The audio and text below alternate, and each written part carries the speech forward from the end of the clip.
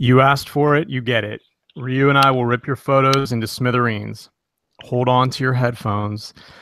Here comes the pain.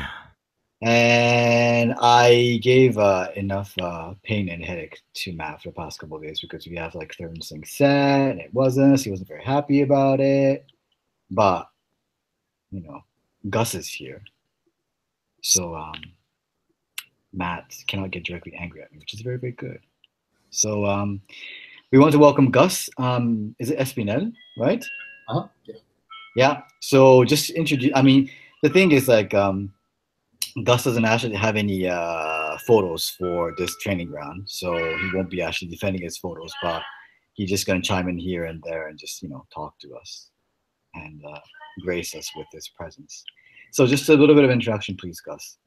Hi, my name is Gus. I meet Matt Cohen in AT&T Park where I work as a security. And actually, he was the first person to explain me something about the sport photography.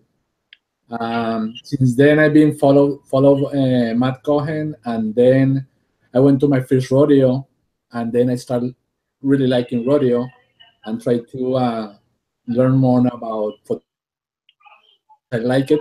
I have to learn a lot. I take really bad pictures, but watching.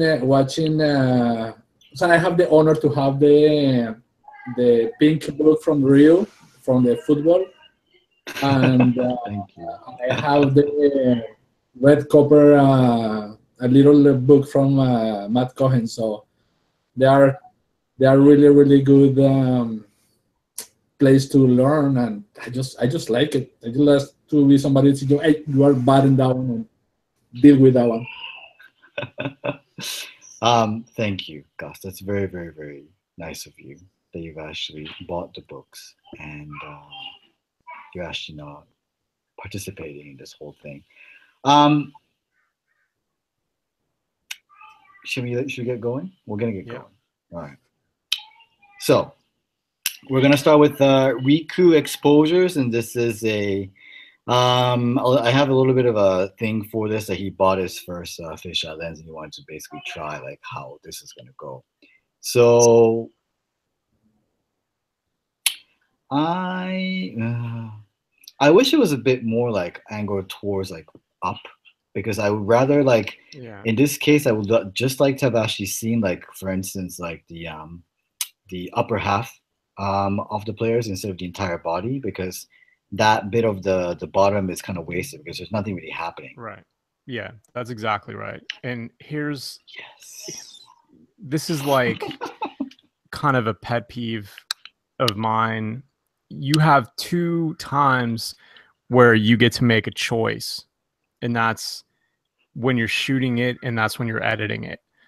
So obviously like this is real, right? This is like a real team. They're getting ready to play a real game. It's a high enough level where everybody's got the same, it's not like a beer league, right? It's like a real team in a league. And so I get it that this is kind of on the fly and you were allowed to lay down through their legs or something like that while they were getting ready. So it may not be perfect when you get it because it's a live situation. And if you were new with the fisheye or whatever, I get all of those things. That's fine. But the thing is that when you make a picture like this and you run out of space at the top because you included too much space at the bottom, if you didn't notice that live, which you need to work towards that, but if you didn't notice it live, then you need to notice it when you're editing. And then, it's fine in training ground, but this is exactly the kind of picture you don't want to show because what you're communicating to the people who know anything about photography when they see this picture is, I didn't know enough or I wasn't careful enough to decide that the turf at the bottom, was less important than the room at the top. So it's a communication. All photography is a communication between you and whoever's looking at it. You need to be very careful about what you're communicating, and what you're communicating with this picture is the turf was more important than the top of the picture with their heads.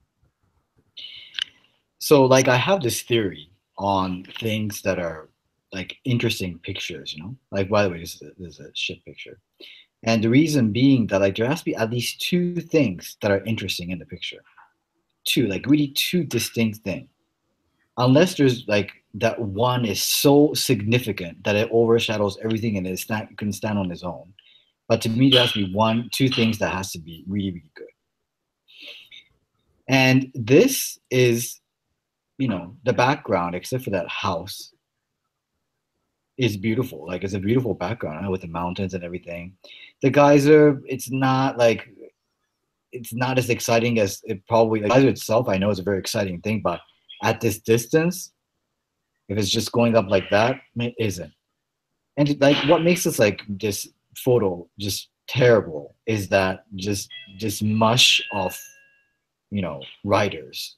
It doesn't really do anything. Like if there's for instance, a big crash that happened in front of it, I think it would actually make a very, very interesting picture because of the fact that it's this beautiful background. It's this massive like mush. It's not. I don't know if it's the beginning of the race or the end of the race, but it's just kind of like cruising along, and it's not really doing anything.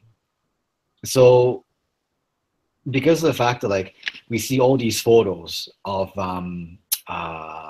action sports like for snowboarding or skiing in the mountains, and you have like these, you know, photos like you can really just like a dust basically is the actual skier or the snowboarder. I mean, the everything else has to be absolutely amazing for that to actually stand up as a photo. And I'm not really a strong advocate for these photos because everyone does exactly the same thing. It's like a landscape and you just fucking like. I even think, honestly, that you can basically Photoshop these photos because you have to take a landscape, get, you know, some skier, snowboarder, just fucking put him in there, and that's it. It's done. And it really doesn't like. As a photographer, as a sports photographer, you should be looking at everything, and it feels like you're really kind of cheating on the whole thing. Background is important, but also what's happening in terms of sports is also very, very important. Obviously, like you know, going back to the first point, like unless that background or the environment is so amazing that if you just put a skier in there, if you just put a cyclist in there, it just makes everything work. But that's not the case over here. Yeah, this was never gonna work. Just the and the problem is the distance between like that grassy strip is a huge problem. If this path had been right along the water and you were able to get right up there and, you know, really low right in front of them or something, and you had kind of like the way that they're going away is not, that's not going to work either. But really the main part of this is the distance between the riders and the fountain and the building, because it just just adds something in there that doesn't add anything to the picture. It was good that you saw that this was like a good backdrop or something like that, but it still has to be something good in the foreground. It still has to be visually pleasing. And the fact that they're kind of, you know, going away from you a little bit and they're all bunched up like that, and then the grass is right there and everything is flat, it's too much space. You need to compact this down into the riders, the fountain, the building, and the mountains in the background, and there's too much in the way. This is a camera phone picture, and there's really nothing else you could have done with it, because you're trying to, you know, there's no depth of field or anything. Everything is in the same amount of focus, and then it ends up looking flat when what you're trying to do by having all of these different elements is show depth. But because the distances aren't right and the angles aren't right, you're just screwed all the way around. This sucks. I mean, exactly what I just said. It, like, I don't know if it's a personal preference thing, but I hate these fucking photos. I absolutely hate them. And you know, but this is the thing. And, you know, this has been the thing in snowboarding and skiing photography the whole time. It's like super wide angle and a tiny little athlete, And the idea is that it is to show this is like a sense of place or something, like this is where it was taken and this is like the crazy whatever. But it's just such a barely a sports picture. You know, it's like, oh yes, look at that tiny little dot. And after you see one of these pictures, okay, I get it. Skiing happens in crazy landscapes, and you know, the whole idea is that the athlete is really small and the background is really big. I get that, but I just don't like these pictures. There's a case to be made that what Ryu and I personally don't like is not quite as important as the, you know, like the accepted form of, you know, like this could, you know, somebody at a skiing magazine could like this, like, oh, the fog and the rocks or whatever, this is awesome. But that's not what we're doing here. Like, you can decide later on, you know, after you send us pictures that are what we're talking about, then you can say, okay, well, I'm going to break Matt and Ryu's rule here, and I'm going to do this because I know that this picture could get published in a skiing magazine. That's totally fine. But you're putting it in here for us to tell you what we think. And I just don't care to see these kind of pictures. Like, the background has to be so overwhelmingly beautiful on its own as a landscape. And this isn't. Like, we've seen some of these pictures where, you know, there's like this crazy ski slope with an S turn or something in the middle of all the rocks or something like that. And the light is so overwhelming and the scenery is so overwhelming that it stood alone as a landscape picture, and there happened to be a skier or a snowboarder in it. But that's not the case here. If you took the skier or the snowboard out of this is a picture of rocks, and it's not enough. So, you know, that's where we are with this. I would much prefer, if you're going to go out there and shoot somebody skiing or something like that, get down on there with a wide angle lens, make them big in the frame, and then try to get as much of the background in it as you can and do it that way. But this, like, from a quarter mile away with a long lens trying to make it look like it's wide or something like that, does not work for me, and it doesn't work for you. No, this fucking sucks, huh? And the thing is, like, I don't want, like, everyone who's listening to this show or watching it to think that, like, that's the way you're supposed to take a sport. There are no rules to it. And just because you see these in the magazine doesn't mean it's the right way. There are other ways to do it. There are other ways to see things. And that's what we really try to do, you know, with you guys. Like, I want you to really think a bit more and say, okay, well, the skiing magazine is doing this. It must be the right way. No, it shouldn't be like, oh, the skiing magazine is doing this. I'm going to try something else. Because all you're doing is just basically copying exactly what's been done, which is not a bad thing. All these newbies coming into shooting sports and sending us all these photos of frozen action. Yeah, if you do it like once or twice, like, I know you can do it. I mean, show us something more. You know, use your head, be creative, do something else. And this is not at all. At all.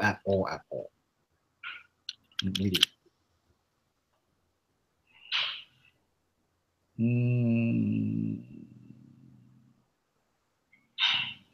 No, I don't like it. Matt Cohen. Yeah, this is because to me, like, there's like no separation between right. the batter, the yeah, whatever.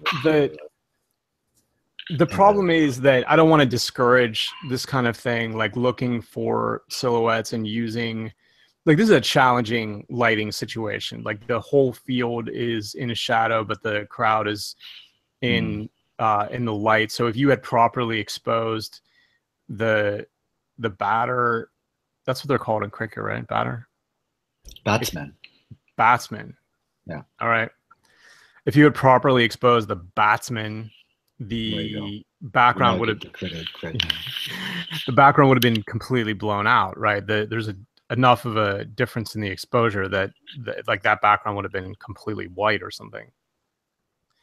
So that's fine that you saw this, but the problem is that if this had been, if there had been a uniform background, or if the background had been light enough, or if there, the problem is the dark spots swallowing up the batsman, right? So look where his hands are is basically like an addition to his shoulder. So it makes him from a defined form, which is what you want in a silhouette, to more of a blob. Like there's another dark spot right above his head. There's another dark spot around his right shoulder.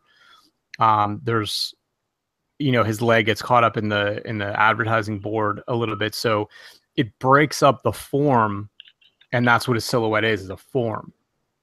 So there's really no way that you could have done this, because looking around the background of the picture, the people that have white shirts on have, you know, like dark faces or dark arms or something, because the skin is darker than whatever clothing they're wearing. And that's what ends up swallowing up the subject. So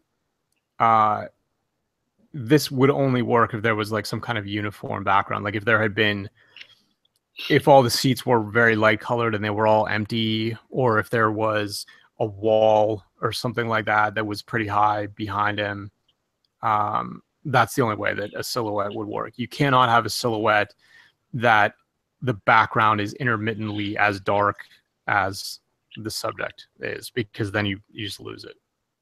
Yeah. So it's a good idea.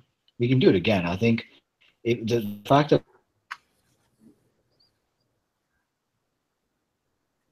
he exits, you know, the levels down. All you could have, not what you done, you could just like, you know, angle it a little bit to the right, where there is no, you know, you're not going to be blocked by this dark blob thing. That said, like this has to be completely like a certain color, almost completely certain, like, or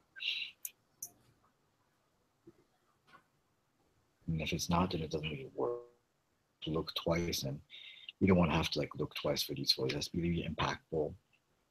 Silhouette, boom, there it is. Yeah, a silhouette has to jump right off the page. If you're asking somebody to fish around for what the actual form is, you've already lost.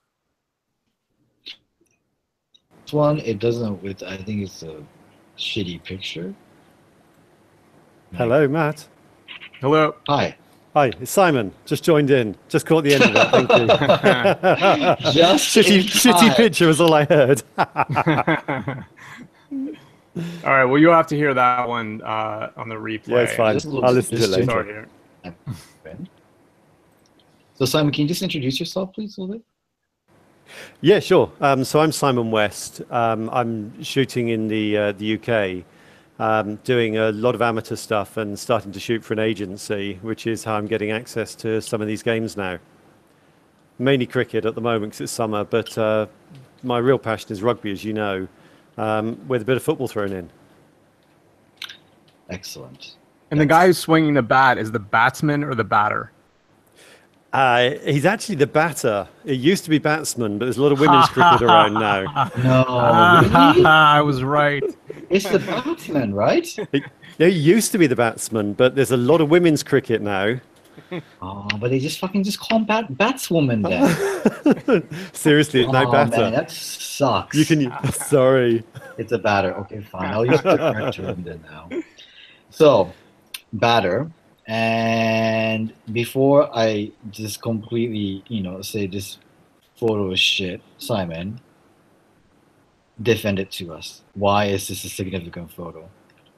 So the silhouette or the Australian guy, the yellow one? No, the silhouette's okay. We've done with that. It's too late. Okay. Now. Yeah. I don't brilliantly like it, but what I've been trying to do is to. Okay. No, seriously. You know what I'm thinking is. There's something there, but it's not as good as I wanted it to be. But I can't. I guess part of my answer is I like the foreground out of focus with the focus on the background. The guys were actually giving this player a load of grief at the time, but it doesn't really come through in the photo. No. You can see the guy middle bottom is gesturing at him, but they're not doing it uniformly, which I Right. think is part of the problem. But That- I was just that's- trying to get to something that might show what they're trying to do to him.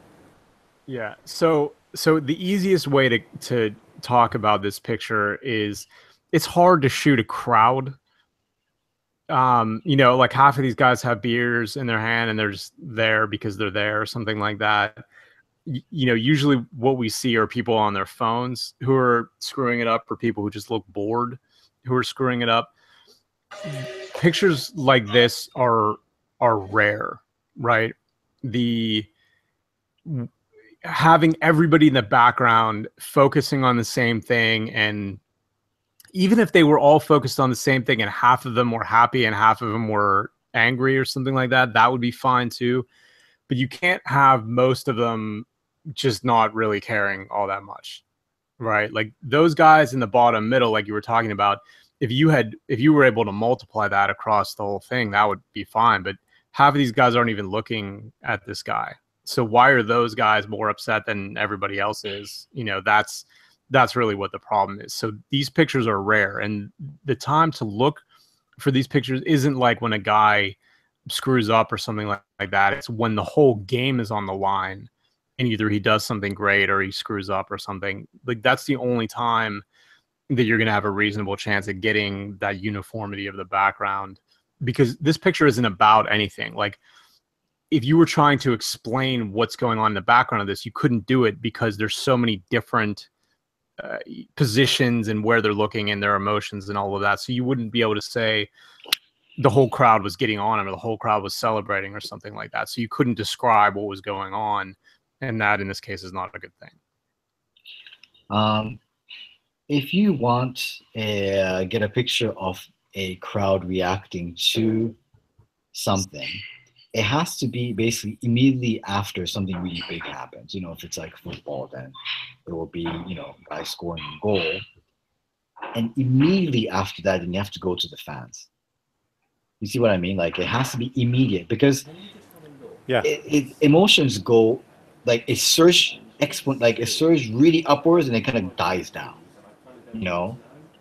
And so there really always has to be a moment that happens that's very, very significant, where the away team maybe they scores a goal and people really just go down, like maybe it's a game losing goal, you know. It's like if it's like the first goal, people won't get that upset. But if it's like, you know, 2-2 and the other team scores a last minute goal, you know for the fact that people are going to be upset. So it has to be immediately after the moment happens. You have to look to the crowd.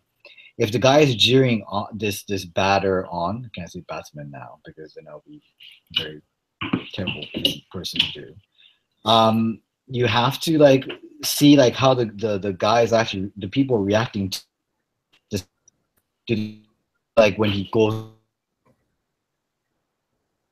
he said when the crowd is reacting, but like that's like uniformly, and not just like one or two person. Like so. Unless like it's not an event where people are really, really, really, really into it, like 100% in, like this is a really big moment, and they really hate this guy, and they all start, you know, yelling at him. That's the only time it's gonna work. Otherwise, it won't.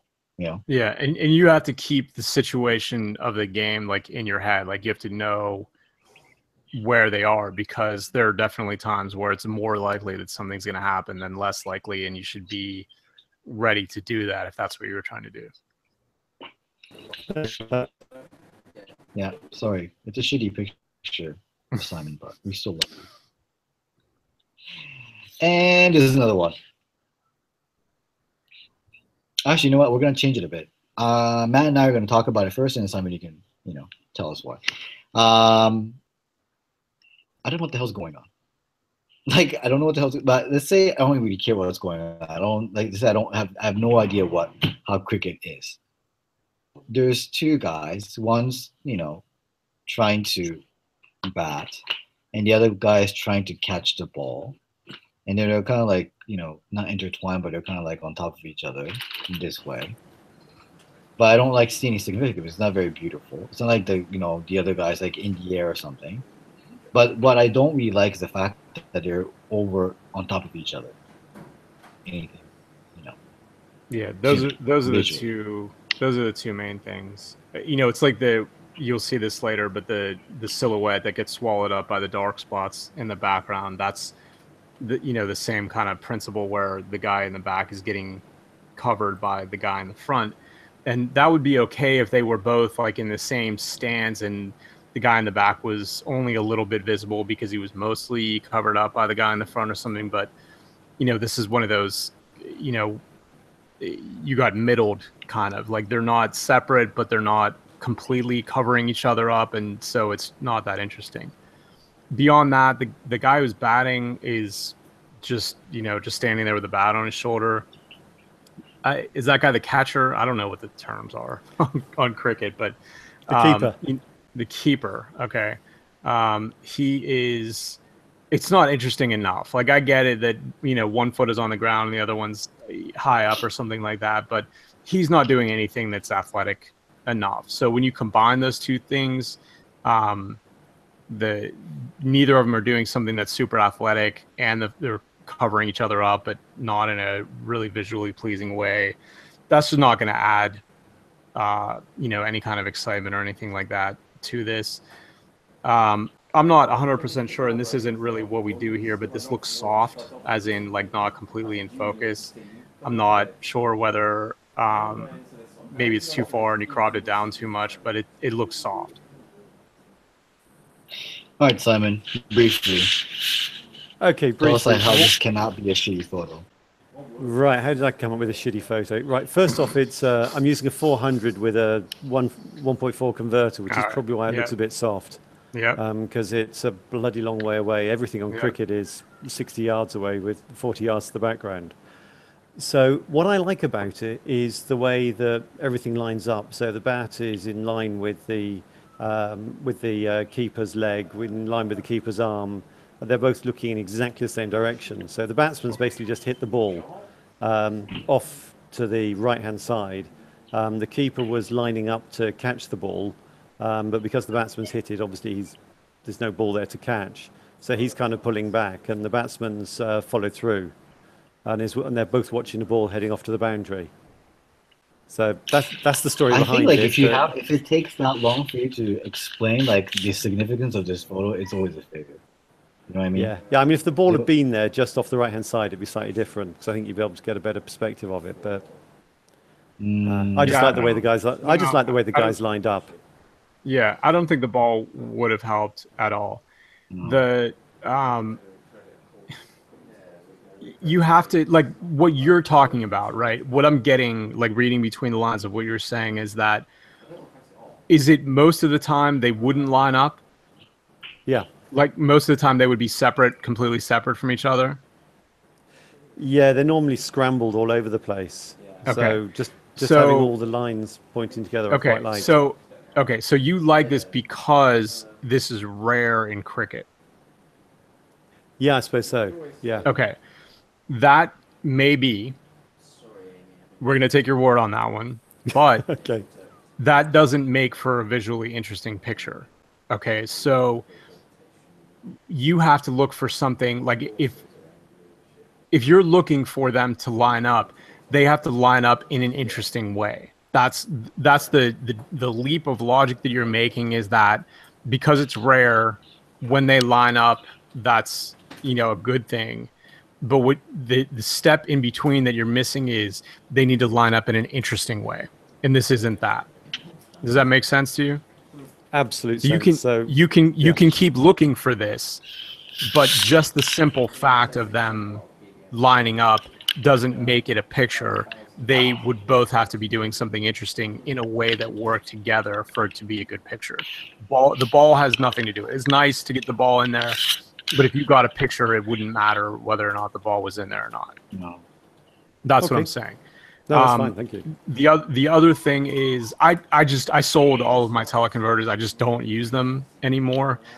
It's a little bit, whatever. Choices are your choices. I would be surprised if not using the teleconverter and just cropping down would produce a worse picture, like sharpness wise, focus wise, than this. This just doesn't look good to me.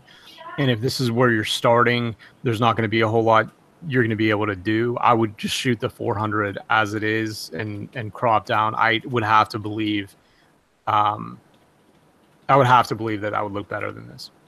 Or just buy Right, a I will, 600 thanks. millimeter lens. Yeah. Okay. Yeah. There's too many, like the converters themselves aren't, they're just not good enough optics on their own. They're like a Band-Aid or something. And the problem even beyond that is that when you introduce, two more tolerances, so the camera to the teleconverter and the teleconverter to the lens, you're messing with the calibration and the distances and all of that, and it's just a losing battle. Like I tried for so long, like shooting motorsports and trying to like get good pictures of outfielders in baseball or something, and I just gave up because it was just impossible to get all of those things working properly to where it was better than not using one and just cropping down. But just the final thing, like just because if you shoot this with a 400 and if you crop down and actually get the shot, doesn't mean it's a good shot. Okay. Fine. Right. No, fair comment.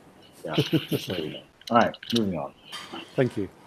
Toin has like this really weird fixation with like things like corner flags and bottles. He's got really this bottle thing on. It's a shitty photo,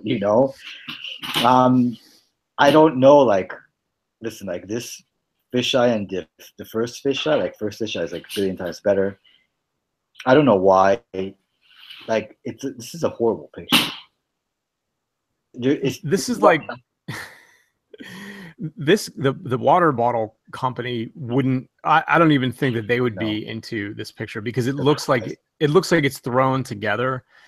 Like, I'm not sure that any picture of these water bottles would have been like visually pleasing other than them being used, or like a whole bunch of hands like reaching down for them at the same time or something like that. But where this is on the sideline in the distance from there to the chairs and the shelter or whatever, just makes it look like you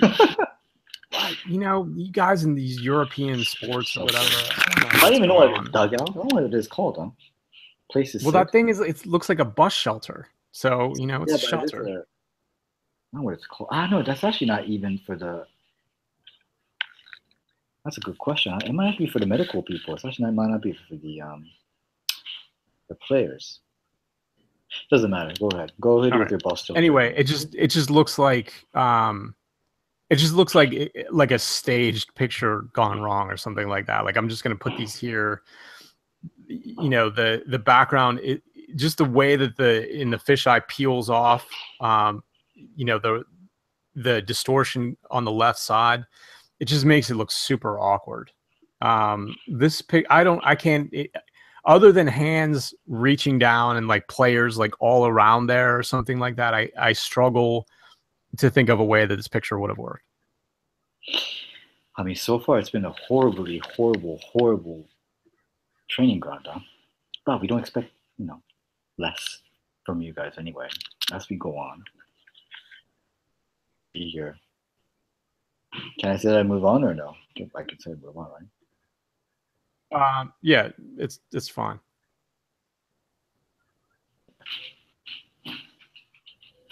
Matt Cohen. It's fine. When we talk about celebrations, I want to see a guy flexing and making a fist and screaming. This isn't the best representation of that, but it has it. It's kind of like this is like celebration 101.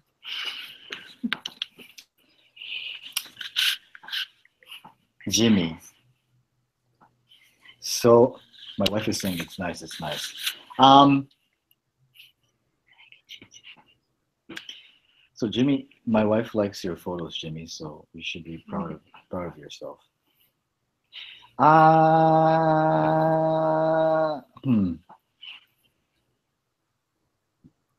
There's something wrong with it. Yeah, the angle. Yeah, there's like something really just like doesn't work. The wall running away. Like, this is the kind of picture that needs to be exactly perpendicular to the wall. This picture would be impossible to make the right way, you know, in a visually pleasing kind of way because of how far away you have to be. And then even if it was like not even during a game, to be where you would need to be to make this picture, you would also be casting a shadow on the wall. Like what is this, baseball? Yeah. And there's a basketball there? No, it's like an inflatable beach ball that came down. Yeah, but from the see, stands. that's the thing. Like, if that guy was doing something like really like, so it's obvious that he's actually going, like, it's a really cool action or something, or I can actually see like that is a baseball glove. I think I would have been absolutely fine with it. I'm not really too like crazy about like everything being perpendicular. Like, unless like the silhouette is the shadow is so good, I would have said like, yeah, holy shit, man, that's really really good. But my problem, I think, is the fact that he's not really doing anything. He's like jogging over to pick up the ball, I think. Yeah, exactly. Yeah, this would have been better without the beach ball and with this guy making a play. Yeah. You know, towards the outfield, like running with his glove outstretched or, you know, jumping for it or, you know, after he had fielded it and getting ready to throw it, you know, to second base or something like that. That would have been good. Moving right along. Anatoly Cherkasov. Is this Gus? This is Gus in this picture. Oh shit! I have a twin. Oh yeah. Great. Gus, have you ever curled? I think in Russia. It's probably in Russia. If I go to Russia, I want to step like him. Oh no, it's Canada. No, it's in Canada. Gus, have you been to Canada recently? No, but I will. Okay. Photoshop a picture and put my face on it. Hey, love it. Okay, this is fine. This is a curling picture. There, you know, no more, no less. You know, this is what takes away from this picture is this is what you see on TV when they're covering curling, which is amazing to watch, by the way. I love it. But this is the angle that they show, right? On TV. This is like, you know, a big point or something like that, and they want to show the determination and the precision and whatever, and the position of the guy who's throwing it. Picture, you know? So it's boring because this is what they show on TV, you know. Yeah, so you don't want to actually have to like look at the same shit over and over and over. So yeah, I wish you'd actually try something else.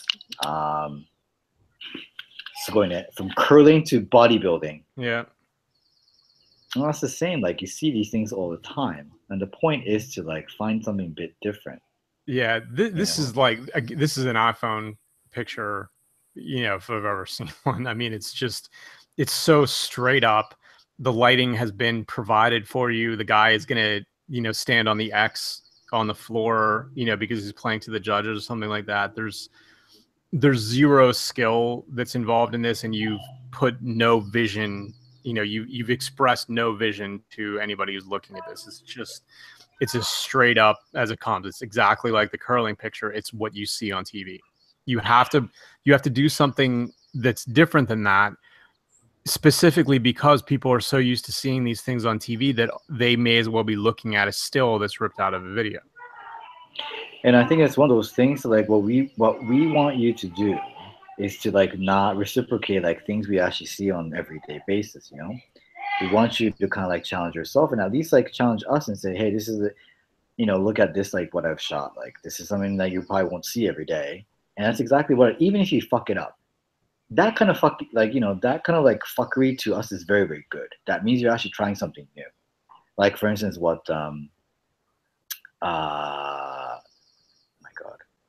the name James did, you know? And like, that's exactly what we want to see, like with the silhouette thing. He's actually done something that's a bit different. Yes, the execution was poor, but at least he's actually done something. And that, to me, has a lot more value than something like what Anatoly did over here or the previous photo. Like, it's exactly like what you see every day. And we don't want conventional stuff. We want something a bit more original. Hey, Mike, I have a question. Yes. Do you guys use the scene modes in the camera, like shutter speed or the aperture, or you use all the time manual when you shoot rodeo or football? Oh, you mean like aperture Oh, priority or shutter priority? Yeah, yeah. Yeah. depends, huh? Yeah, it really depends. In general, manual, you have a little bit more control over it, and if the argument against using letting the camera do any of that work is that something in the background, like it going from red shoots to a white sponsor billboard in the background, will change how the camera decides if they're going to do it, or if there's a shadow and they're going into, if there's a shadow on the foreground and then they move into a situation where there's bright sunlight on the background, the camera is going to freak out and do something completely different. In those situations, you want the most control that you have, because you don't want the camera to make a bad decision for you. There are definitely times where, if you're trying panning and they're going, you want to stay on the same shutter speed throughout a turn or something like that, and the background's going to be different, then shutter priority would be good. It's case by case, and you have to kind of work out, you have to know what your camera is going to do, and you have to look at the background and figure out, this is something that could trick the camera into changing the exposure into a way that I didn't want, and in that case you're going to want to go full manual. Sorry, my daughter just came next to me, and I'm just telling her to shh. Yeah, I think it's what Matt said and what I just said before. It really depends on the situation, you know. Then bye bye. It's exactly like what Matt said. Like it depends on the situation. Sometimes like everything's set up absolutely, I don't know, very very well, so I don't really have to change anything, you know. And I usually at that point will probably go aperture priority. Just decide like how much depth of field that I want more than anything else. But yeah, I mean, there's no like, I wish I can actually say like in this situation I do this, like, but for me, like, it depends on how I feel as well. You know, sorry. It Yeah, in my case, the mistake that I made in my last rodeo was in Bishop, California. It's like Mule Rodeo. I was on the, I don't have access to the arena at that time, but I started shooting for inside of the booking shoots. But the problem, the sun is toward my head, and as soon as I turn, they was completely black. So I started just playing with the controls, and obviously they really really bad pictures. So I thought in that case, I believe it's just better using manual, so you can. I mean, like, I think like when there's like sunshine and not artificial light. So, for instance, like, you know, basically you're saying like it's gonna be something that's gonna be shot outside and it's during the day, I would probably go manual, just because there's so many variables that just can happen along the way. And if it's an artificial light, if it's inside a gym, things like that, I just go, you know, not automatic, but shutter priority or aperture priority. But yeah, it just really depends on the situation. All right. I wish. Thanks, Master. You're welcome. Yeah, this is much better. It's more interesting. You know, I have no problem with this, except the fact that like it's a bit I can see everybody in the background. I can't really see what the aperture was, but yeah, it's okay. The thing that makes this picture is the two guys on either side having more or less the same angle on their arms, and then the guy in the background having his straight up. So it kind of makes this, everything in this picture is leading you towards the ball. Like all of the arms are basically pointing to where the ball is, and that's good. You know, the lighting kind of sucks, but you'll have that, and the background kind of sucks, but you don't really have any control over that either. So it's as good as it could have been in that situation. I'm fine with this. Oh, Simon, it just doesn't end, huh? So I just called you James as well as Simon. Oh, sorry, I forgot I put this one in. Yeah, you did. Yeah, I understand. Like you wanted to actually like just have three people kind of in a row, right? That's kind of what you wanted to do. But it doesn't work. Just like with the like these things, that when you want to like shoot things, like objects in a row or like in a kind of a symmetrical thing, not symmetrical thing, but like kind of geometrically like proportional things, it has to be Yeah. absolutely perfect. Otherwise it looks weird. And I think the guy and the catcher, no, keeper, right? With the keeper. So you got the keeper in the middle, It's you got the batter in front, and the slip behind. like the Don't slip is a ask. problem. Yeah. I think the batter and the keeper is fine. I think it's actually like in, like kind of nicely done, and then but the slip just doesn't do it, and that distorts the whole picture. I'm going to give you an assignment, Simon, and you can, if you're shooting this like, for an agency or whatever, you can do this like after you get the required pictures of whoever for them. The defining characteristic of cricket, as far as I'm concerned, is the vast open spaces, right? Yeah. Try to work that way. Like you're shooting this as cricket, like as a game that and the details that make cricket to its fans. I want you to look at it differently, as if you didn't know anything about cricket and you walked onto the field and you were like, Jesus, this field is so big. There's not enough players on it or something like that. Try to make pictures that take advantage of all of that open space. Does that make any sense to you? It does, yeah. Look at it differently. Don't try to fit like all the players in. Don't assume that just because it's like a cricket picture and this is how it goes. There's the batsman and the keeper and the slip. Don't think about that kind of thing. Focus for, I don't know. These games are long, right? Oh, they take all day. Okay, so take, an hour here and there, and don't worry about who the batsman is, and don't worry about the position of the players or something like that. Make pictures that show. I'm not talking about taking pictures literally of open space.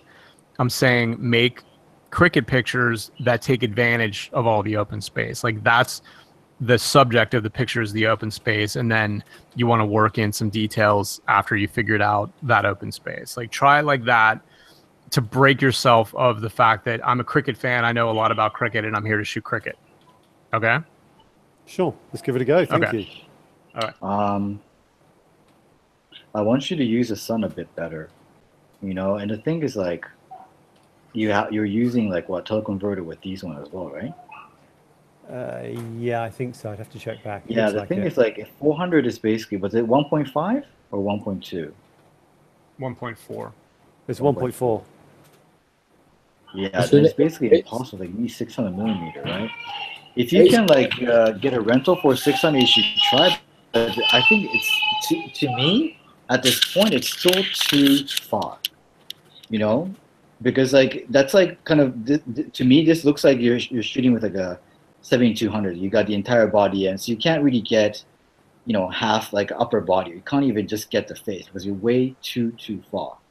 So what I would actually like suggest is that if you can actually get near when they come in or when they leave, so you can get them really, really close up. I'd rather see that. Like if you're gonna go all wide format, then I want you to go very, very, very, very close to that. But I don't know how you would. You can do it, because like at this like distance, it's so boring. Whatever you do, you know what I mean? Yeah, like this is like it doesn't get like very, very exciting at all. So there's not much you can really do.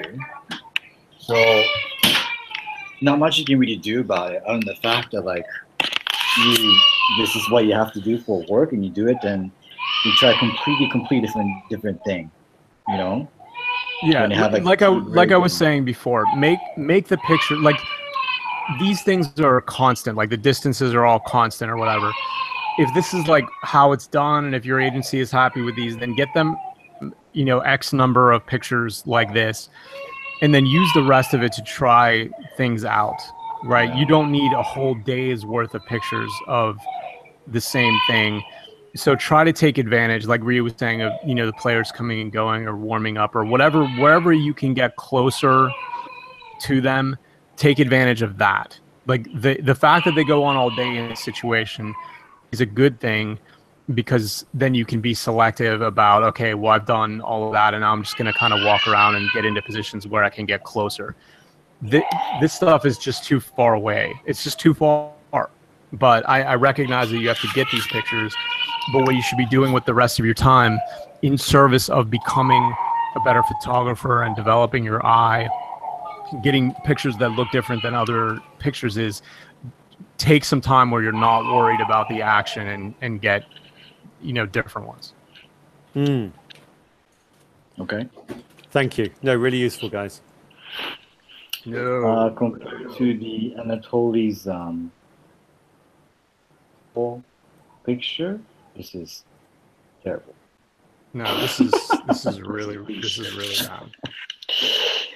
So I'm guessing that the idea is, oh look, that guy's wheel is off the ground, but again, as we go over a million times, something like that doesn't matter if the rest of the picture isn't visually pleasing. And this is like anti-visually pleasing. Like you have the backs of three guys' heads, and you have another guy who's sitting there and, you know, kind of just watching the whole thing go, and the ball trickling away. Like that's not what you want. I want focus. I want to see these guys' faces. I want to see the exertion that they're putting in. And what you've given us is a wheelchair that's half tipped over. It's not enough, given everything else, given those two doors in the background and the bad lighting and the backs of their heads or whatever. Like whatever it is would have to be super, super impressive, and it's not. Yeah, just a garbage picture. So Michal Borman, that I spent time in Confederation Cup, he started Instagram as well. And like, it's not very interesting, because I can't really see this as actually like any sort of like an athletic thing until you basically see the football in the corner, you know? And this is like, we're not actually trying to do like series of photos that's gonna say, hey, this is like women's American football in Russia. Like this, like from one single picture, how am I gonna actually know like if this is even athletic? It just could be like a school or something. I mean, this is flag football, right? I mean, you can't see anything about it, you know? So no, this is really bad. He should be doing a lot better than this, because I know he can, you know? Matt Cohen. I've lost my ability to think right now. Okay. All right. We're gonna move on. This is swimming. And also, like, I don't understand, like, if that girl is very, very happy, you know, swimming down, like she won or something, and if she's doing something, like she's happy, like the lady who's actually there was supposed to be her coach. And if she's happy, it's fine, but she's not doing anything, you know? So in that case, then like what happens? You know?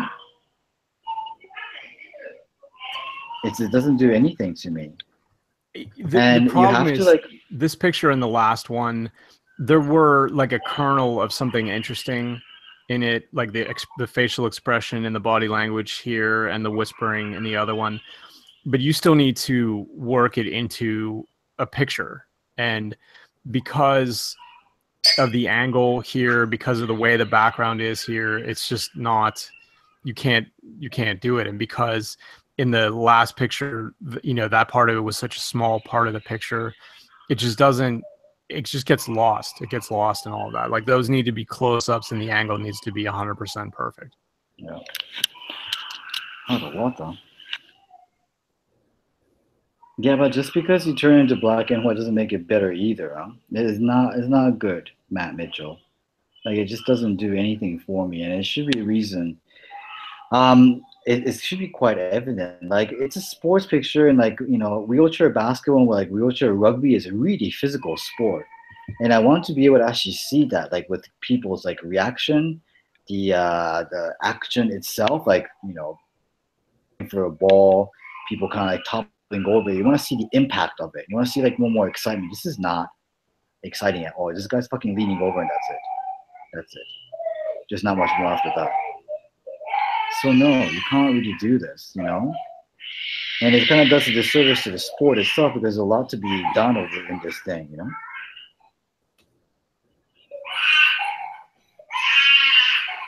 Man? Yeah. Man?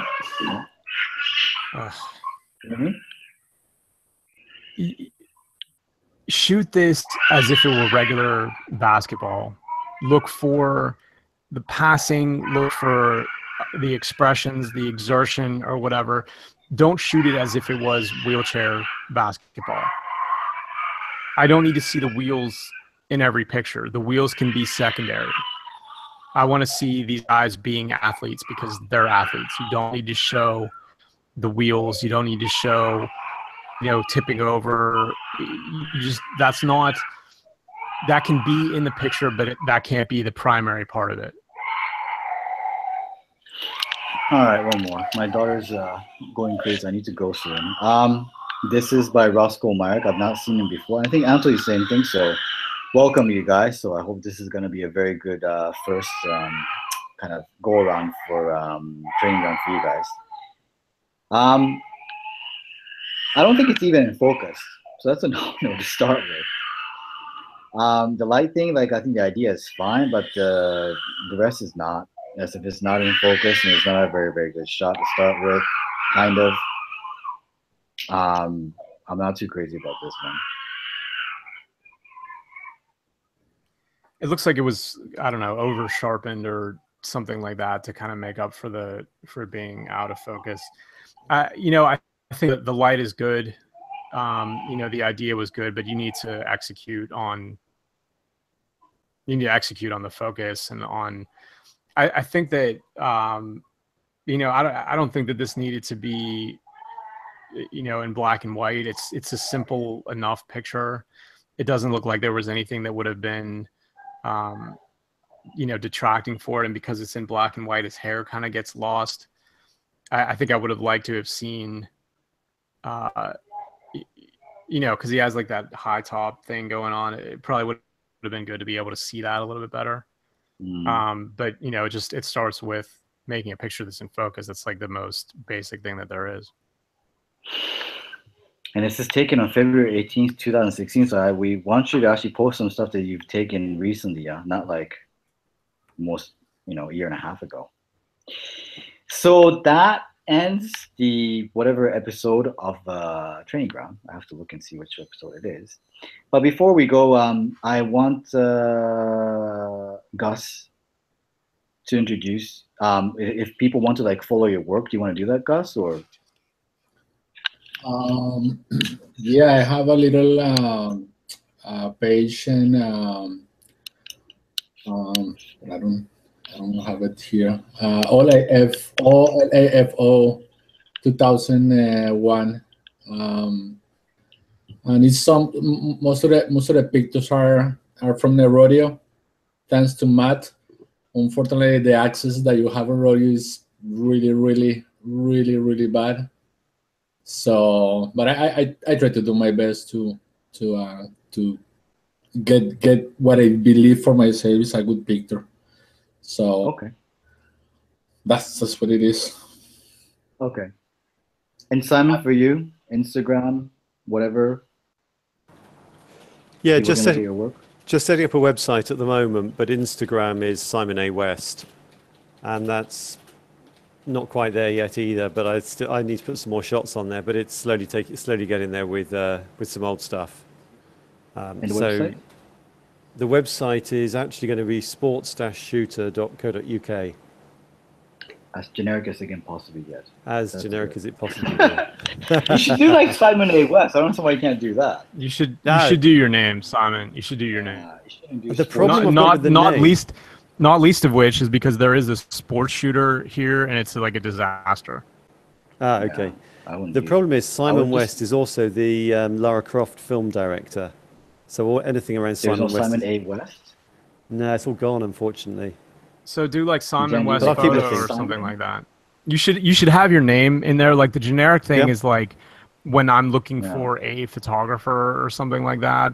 What you want is like to brand your pictures with your name and having your name in there, even if it was like West photo or Simon photo or something like that. Like have your name in it. Like figure out a combination that works with your name, and if you need to add photo to it or pictures or something like that, you should do that. The generic part of it, like people, if they go there, then they have to go and look for, like if they end up Googling it or something, then they need to look for your name on the site or something like that. It's better if you have your name in the title of it. Yeah, you should. Right, thanks. I'll start Think again about then. it. Think about it. Thank you. Yeah. Domains are cheap, you can Yeah. you can get many of them. You can have them, you can have them point all to the same place if you want to.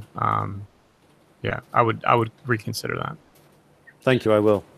So I just want to thank you, Simon and Gus, for coming along and joining. This is the most we've had. This is the 4-man sauna. This is crazy. For the finest. For the finest. This is The biggest we've had. One shooting in Brazil and the other one, the best one rodeo.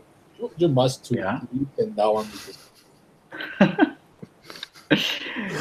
Yeah, thank you very much, guys, for coming. And then you're allowed to come in anytime again if you want for future training. It's not like you do it once and you can't go back in again. Like you can come as often as you want. And I think the dream will for me will be that we have like 5 or 6 people on it, like excluding Matt and I, and we can actually just talk about stuff. I think it would be really cool.